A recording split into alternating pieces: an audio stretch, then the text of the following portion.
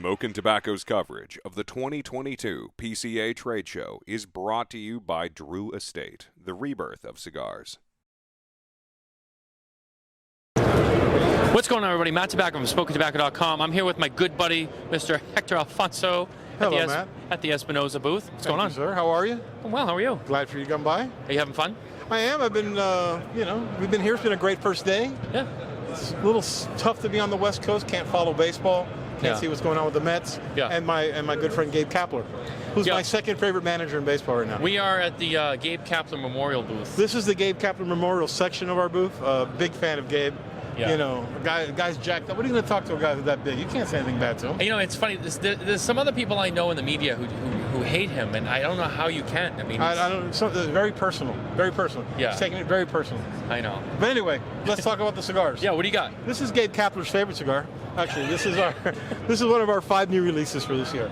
This one is the Lazona 10th anniversary. Okay. This is a cigar that we made at Lazona, very limited. We were out of Laranja wrapper for a long time. When we got our shipment in, one of the boxes had dark wrapper that we really couldn't use. Didn't fall in the Laranja. Not a lot of it. So I decided let's use it something special. I think we have about 250 of these boxes. 30 count, Brazilian Alto, nice dark Brazilian wrapper. It's I like to describe it as it's a sweeter Laranja. Yeah. Not the same cigar, not the same blend, but it just has that feel. Listen, it's my favorite cigar. It's the one I've actually squirreled some away. So this is going to be available to loungers first, and then Run Rabbit Run. As they come in, we'll have it for them.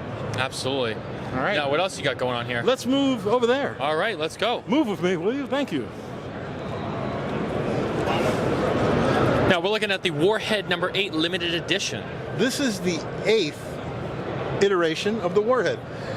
Every year, with the exception of the COVID year, we do a Warhead.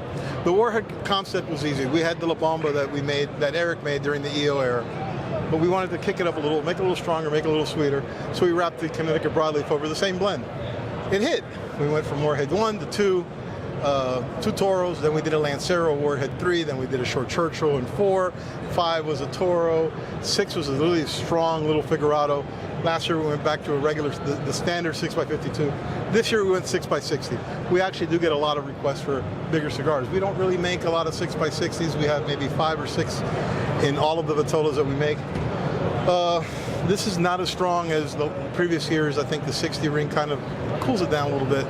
But the Nicaragua, we use Nicaraguan broadleaf now, ever since AJ started using that a couple of years ago. And it still keeps the military theme, cool band. I know guys who buy this and just store it. I don't do that. I don't know if you do, but to buy a box of cigars and let it sit for a while, you know, to collect. Right. You know, so we try not to, but sometimes it happens. Listen, it's a lot of cigars. It's a lot of cigars, and it's a very cool theme. And you know, the military theme is a big deal. I'm prior service, and thank you for your service. Thank you. And you know, I just think it's a nice ode to our guys. You know. Absolutely. All right, let's move on. Let's move on. I'm following you, Hector. Here we go. I'm just going to flip around here. Boom. So the Lazona 10th year anniversary celebrates the factory's 10 years. The factory has had, you know, its accolades, and they've done cigars outside of our own, gotten really high ratings and really had good response. But this is a cigar that we did just for Eric. I really blended this for Eric. It has a very Cuban-esque, it's probably the most Cuban-esque cigar we've ever made. I used Pero de Oro in it, and it has what Eric likes. He likes that high spice note, but not super strong, but with a lot of flavor. This one, we probably made about 1,500, 2,000 boxes of this. One time, one shot. We only, you know, people say another anniversary. It just happened to fall that way. Yeah. You have to acknowledge these things. When you know, a lot of companies don't make it to 10 years. Right. For the factory to make it for 10 years and the brand to make it for 10 years is, you know, is a high point for us, you know? Absolutely. Let's move on. We're going to take a walk. I don't know if you want to pause for this commercial moment. We're going to walk around. Well, you're really getting your steps in here, Hector. I am. I'm telling you. I'm not. You know, on our way, we could talk more about how, you know, I think Gabe Kapler's going to turn it around. I think look, I'm a big fan of the Giants. They all look like softball players. I know. But I'm very excited. You know, Hector, it's not like those Phillies, you know, those Phillies. Those guys are bums. I know, what Phillies. a bunch of bums. Anyone who's a big fan of the Phillies, I mean. Yeah, you know, those Philadelphia guys. I know one guy who's got a very popular show. He really likes them. But he's one of my favorite guys. I love him. I can't bust his balls too much. I love him too much. Now, tomorrow we'll have Guy Fieri here from noon to probably somewhere after noon till the end of the show. Then we're going to take him over to the lounge and do the happy hour that Espinosa sponsored. Yeah. So I know there are a lot of people who talk about the different big stories in cigars this year. In my opinion, this was the most anticipated cigar of the year. The Knuckle Sandwich Habano, the Knuckle Sandwich Maduro did great. So as we're doing the, hold on a second, please. Can you edit this later? All right. So to bring a little more spice to the show, we did something called the Chef Special. This is a very limited size, 6.5 by 52 box press figurado, and it's only going to be, as Saka would say, it's only for sale this month. We're only going to sell it at the show. Once it's gone, it's gone. Okay. I'm very excited about the cigar. Guy, people ask me what it's like to make a cigar with Guy. Him and Eric are like little peas in a pod. I had my chance when we first met him. I got an idea of what his profile was.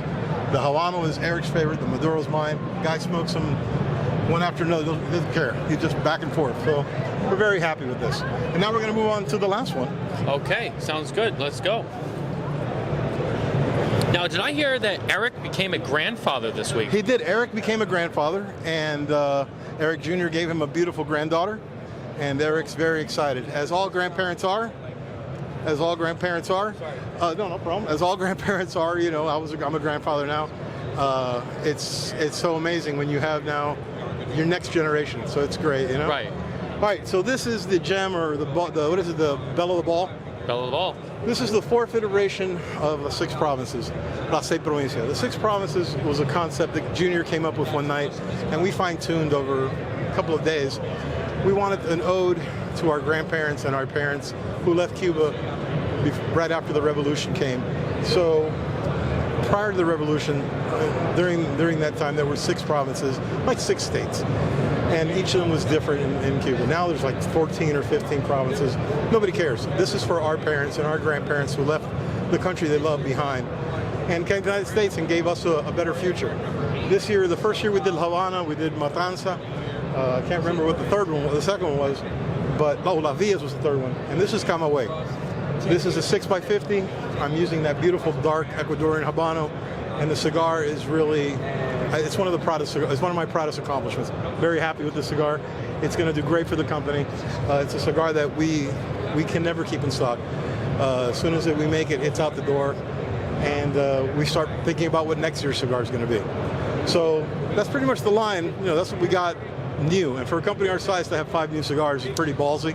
But but listen, we're always thinking outside the box. You know what I mean? Well, you know, it is a little ballsy, I guess. I find a better term, but that's what you use. But you know what? If anyone can do it, it's Espinosa.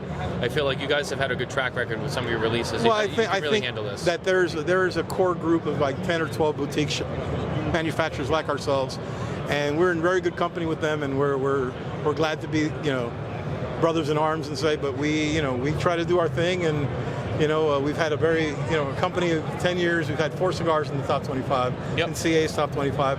A lot of our cigars have been rated in fellow blogger groups and media groups. We do very well, and I think it's important to us to just keep doing what we're doing. We've established ourselves where we're a little new age, but we're a little Cuban-esque. You know, we're a little traditional. We want to be funky. You know, we do something like the Warhead, and then we turn around and do something like 6 provinces.